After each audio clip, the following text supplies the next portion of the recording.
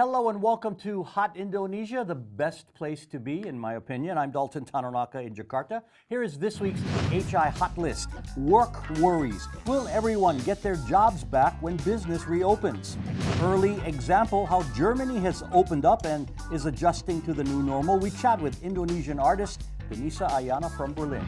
And family fun, how music and a popular app made Idul Fitri really cool. Here now are my lovely co-hosts from their homes. Sandrina Malakiano, former TV news anchor, now a political marketing consultant, and lovely Santiago Uno, business executive and former vice governor of Jakarta. Here is hot topic number one, work worries. As soon as 1 month after the first confirmed coronavirus cases in Indonesia in early March, the numbers began adding up. The government said 1.2 million workers from 75,000 companies had lost their jobs. And as weeks passed, hundreds of thousands more became unemployed. The latest mass layoffs coming this past Monday when a Nike shoe factory in Tangerang had to let go 5,000 workers. Okay, now the majority of all these now out-of-work people should be called back when the COVID-19 restrictions end and demand resumes. That is the hope anyway. As we all know that we are all facing such difficult times, the COVID-19 outbreak has taken its toll and many forms of businesses, factories have had to close down and had no other options but to sack their workers. The government estimated that the numbers could reach up to 5.2 million people. They would lose their jobs because of this COVID-19. 30 of them will come from my company because I have no other options but to close down my cafe. Tourism business, other forms of businesses have been hit really hard. And I don't know, I mean, like, industries, also factories, some will also move or relocate their factories to regions which offer lower minimum wages. I don't know about those who have lost their jobs, whether they will get their old jobs back or they will remain as people who will be unemployed for some time. Sandy, is there any law that says that employers must rehire, or is this simply an unprecedented situation? Well, this is unprecedented, Dalton, and it's really sad and really difficult, tough times for everybody. In particular, the business communities from large companies, especially small, medium enterprises. They are facing very massive drop on their cash flow and their revenues because of the large-scale social limitations. And therefore, for the last 2 months, they have been really struggling to find cash flow to continue to keep people in the payroll. We don't have yet a PPP, payroll protections plan, like in the US as well as some countries in Europe. So companies have been really tough times trying to find ways to keep their payrolls and also to keep the running operations even when their stores or their business are closed. So if the pandemic ends or hopefully going to be in transition soon, as we call it, like a new normal, they would need additional liquidity, cash flow in order to restart their business. And if they slowly open, I would hope that the government would really lend a helping hand. Because you mentioned Nike stores. Nike stores are reopening in some part of the world, but in terms of the Nike factories within our countries, it will take some time to get it reopened. And therefore, there's also, I guess, a silver lining whereby there would be a boost for local products to take the place. And this is something that we need to study very hard, because recent studies have said that 40% of the workers may not get their job back. So we need to find a new and higher quality jobs post-pandemic. And this is something that we have to deal with in the new normal situations. Yeah, and another fear is that company owners will look at what's happened and say, oh wow, really, I don't need all these people that I thought I did. We were overstaffed. Only going to rehire like 75%. Then it's not just a short-term problem, it becomes a long-term problem because the unemployment rate last year was about 4.3. Projections are that it's going to double this year because of the pandemic. Indeed, and you would see basically the new normal with demand readjusting to a newer level would force companies to reassign some of the workers and what we call pivot to the way the adaptations to the next normal, which includes how you can accelerate the digitalizations of your business. So there will be new skills that would be needed to have the workers be equipped. And this is really unprecedented, challenging times for business. But if you are quick to pivot, if you quick to adapt to these new situations, I think when the demand will slowly coming back and stores are reopening, you would see newer quality jobs will emerge. And companies that would be quick to adapt will be the new potential winners. Sandrina, let me ask you this. We've been talking about large companies and factories. In previous weeks, we discussed your private business, your small business, your coffee shop, your restaurant. It had to close. Is there any chance?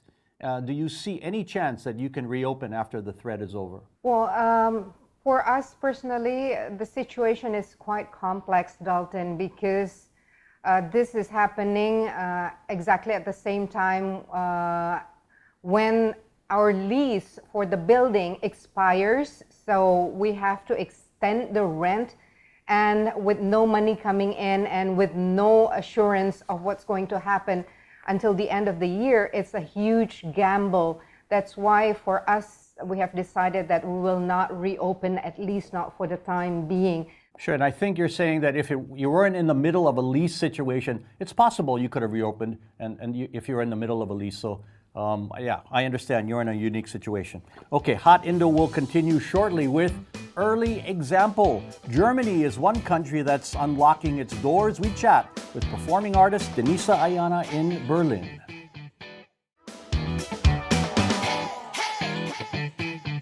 You're watching Hot Indonesia with Sandrina, Sandy, and me. Here's hot topic number 2, early example. They followed the data after an early lockdown, mass testing, and clear government messaging. And when the number of new COVID-19 infections remained low, German leaders began normalization. Schools opened earlier this month, along with shops and restaurants. Quarantine rules for EU travelers are being relaxed. And football is back on the schedule, Bundesliga. Denisa Ayana is a native Indonesian living and working in Berlin as a performing artist for the past 15 years. Denisa, thank you very much for joining us. Now, I'm sure you've seen or heard the pictures or seen the pictures of Indonesians who ignored travel and social distancing orders just ahead of the Idul Fitri weekend when they were rushing into malls and everything. What was your reaction coming from where you sat, where it was a strict lockdown? Honestly, I'm quite surprised because first of all, I'm here not really watching TV. We're kind of like busy with our own life. It doesn't matter. I don't feel like a lockdown here because well, I don't want to exaggerate it, but I'm still doing my errands, what I need to do every morning, every day. So everybody outside just like normally going to go. Well, office is still home office, but the rest we're just already open. Cafes open. Okay, you're relaxing now, but how soon and how tight were the restrictions way back in February and March for Germany? Because you're being held up as one of the examples that took measures very early. Yeah. Well, I just remember before the issue Corona, that's 2 weeks after, then we locked down. And was it a complete lockdown, very tight, no leaving your apartment? Actually, the whole Germany complete like a complete lockdown is 100%, but Berlin is quite like more chill. But still, lockdown, not allowed to go out of the house is the first 4 weeks, nobody on the street. Sandy, question for Denisa. Hi, Denisa. I hope you guys are staying safe and healthy there. I heard that Germany had a good economic program to relax the economic situations and to put some cash to the direct cash transfer to the residents as well as to the SMEs. Did you get it executed very effectively in your opinion? Well, I just need to say I'm very grateful that I'm here, and I feel sorry if I hear some countries that they still have not so much possibility to relax their people in their country. Of course, in this crisis is pretty much hard for everybody, but in Germany, of course, we are pretty much subsidized by the government. So you're saying, Denisa, the government pays you, gives every citizen a certain amount of money that we're trying to do here in Indonesia, but not everyone's getting it quickly. Sandrina, a question? Yeah, Denisa, hi. Good to see you. You're a performing artist, right? So here in Indonesia, my artist friends have been struggling in facing this pandemic because they have not been receiving any kind of support, and they have practically lost their income because they can't perform. I'm sure you can also perform for quite some time. Specifically for artists like you, did the government have a specific program, a subsidy, and did you receive it? Well, I'm gonna talk only about Berlin. In Berlin, yes, we have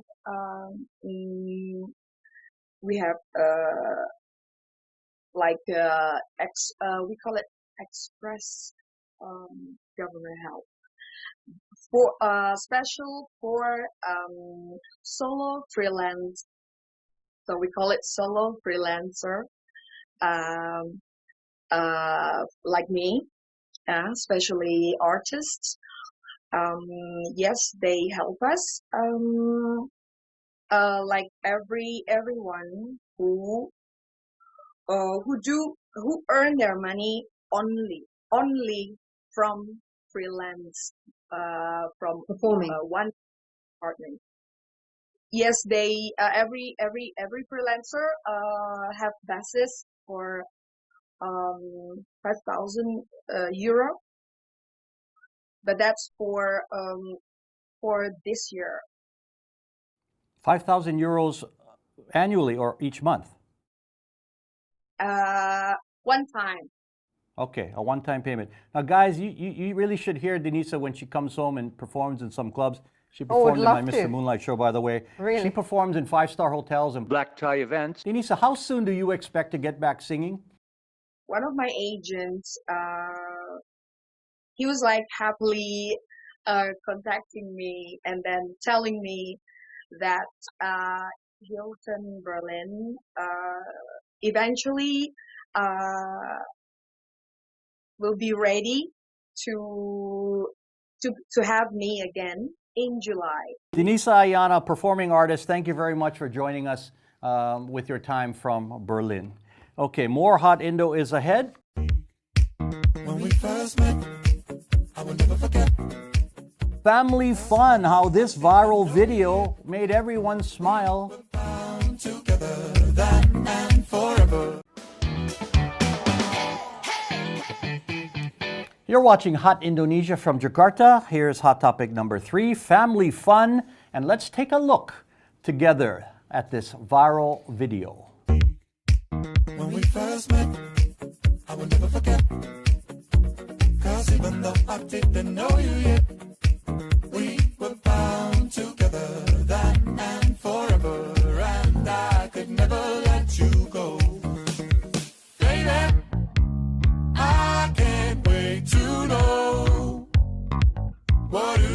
about things, believe it, I will always be there, so you can tell me anything and I'll listen. You know, guys, I wish we could take credit for this here in Indonesia, but this is the Imamullah family in Malaysia. And, you know, the young son, Adam, is a musician, and he thought it would be fun to dress up his, well, they're in their normal Idul Fitri clothes, but do something amusing to celebrate the occasion. This is when a mobile app, InShot in this case, combines with creativity to make a kind of special moment, and that's why it went viral. Right, Sandrina? Right, and it has gone viral globally indeed, because, you know, TikTok, you see something new and in one day everybody's doing it. But this one was really, really fun because you could see the entire family was having a good time. They were dancing. It's quite cute, as we just saw.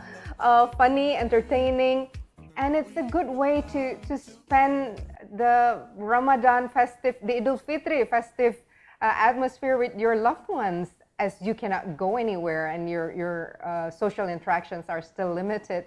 Yeah, I think it's a very creative way, Dalton. And also, speaking about being creative, now we have those virtual Idul Fitri going on still until today, because usually it goes on for about a week or two after Idul Fitri, where people visit families. Now we do it virtually via Zoom. We make Zoom meetings. We make halal bihalal virtually. I just did one last night with another group of family. At least we get to see each other. We're telling stories because one was in the States, one was in Jakarta, one is in another region. It brings people together, and I think we're getting the hang of it. Sure. You know, and Sandy, Idul Fitri is rather a solemn occasion for the most part, because you're asking for forgiveness and so on. That's what made this video so fun, I guess. Well, this video is basically showing the creativity, and when you're locked inside your house, you don't lose your creativity. You actually celebrate it, and this day of victory, by creating this massively popular video that completely touched every one of us that want to celebrate the festive season. And Sandrina was right. This part of the bliss of a new normal, powered by digital, and this digital economy has allowed me to participate in electronic halal bihalal in Manchester, in Japan, with Indonesian students in the US, with ulamas in North America. And these people are now becoming more and more creative and global in terms of meeting during this festive seasons. And I think this is great. It's very efficient. It's part of reaching out.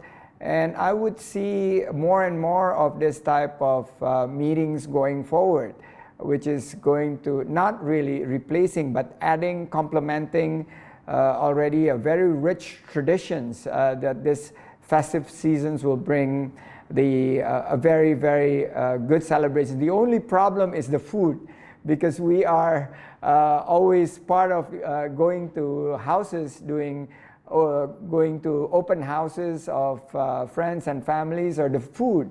But now we just have to prepare our own food. We're meeting online and we consume our own food. And that's why whereby the SMEs needs to create more offerings by sending food deliveries for this type of, I guess, part of the new normal. Yeah. Okay, guys, I have a little bit to what wait, Sandy said. I got a surprise for you guys here. Take a look at this next video, and then a quick reaction, and then we have to run. But take a look at this next video, prepared specially by our chief editor, Ijo. When we first met, I will never forget. Cause even though I didn't know you yet, we were bound together. Oh my God! Oh my God! Never let you go. Baby, I can't wait to know. What do you think about things? Believe Thank you, Iju. Isang banget. be there so you can tell me anything and I'll listen. Hey, why did I have to be the dad? Why couldn't I be the young boy? You know? Oh, really, Dalton?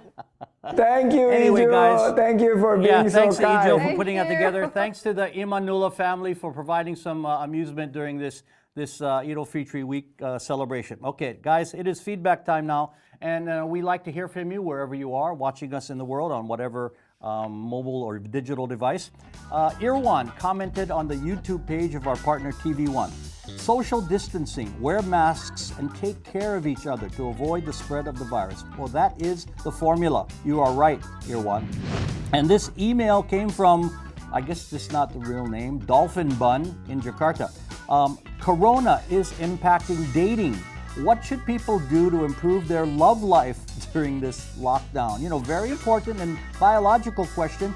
I guess virtual dates is about all you can do, and both men and women try to look your best online, like an in-person meeting, you know, comb the hair, whatever.